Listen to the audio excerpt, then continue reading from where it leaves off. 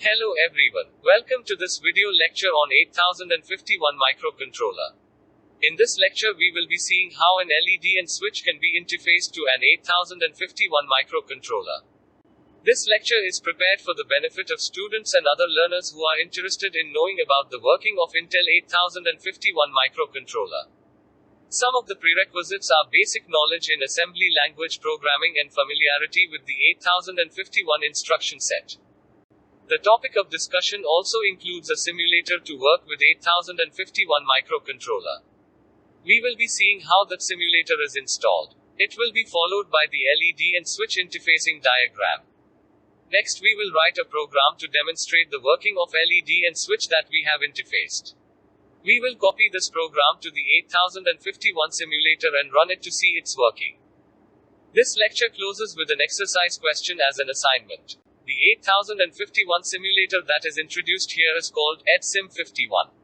You can visit the website www.edsim51.com to download it.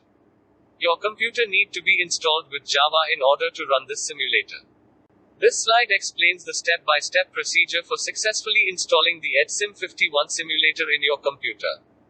First you have to install the Java software. Next you have to extract the EdSim51.zip file that you have downloaded into a folder. After this, open this extracted folder and double-click on the EdSim51.jar icon. Sometimes an error dialog box like this may appear.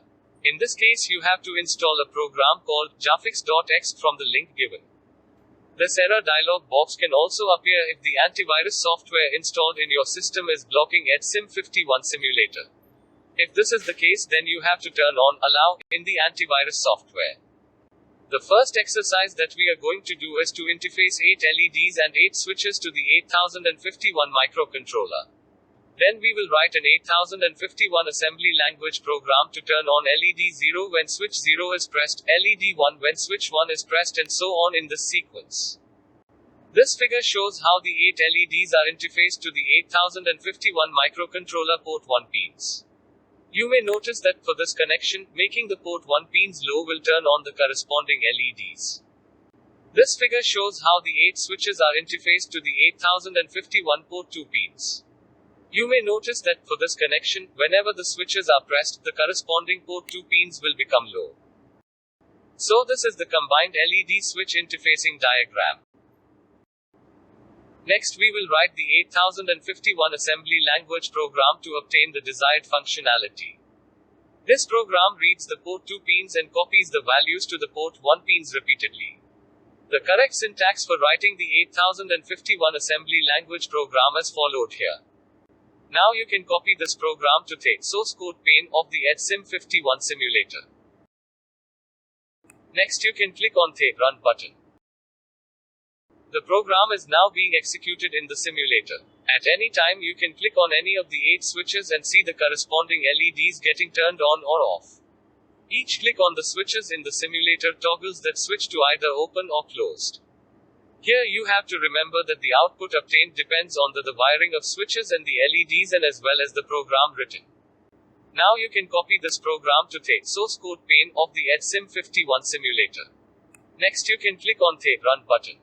The program is now being executed in the simulator. At any time you can click on any of the 8 switches and see the corresponding LEDs getting turned on or off. Each click on the switches in the simulator toggles that switch to either open or closed.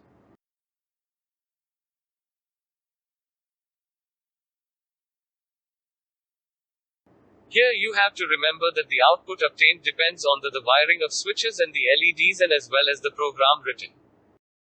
Now the exercise question that I am going to give you is, for the same interfacing diagram you have to write the 8051 alt to turn on LED 7 when switch 0 is pressed and LED 6 when switch 1 is pressed and so on in this sequence. But remember that you have to write the program for the same interfacing diagram that we have used in this lecture. The hint that I can give you is to use bitwise copy operation. This is the website from where some of the materials were taken. You can visit it.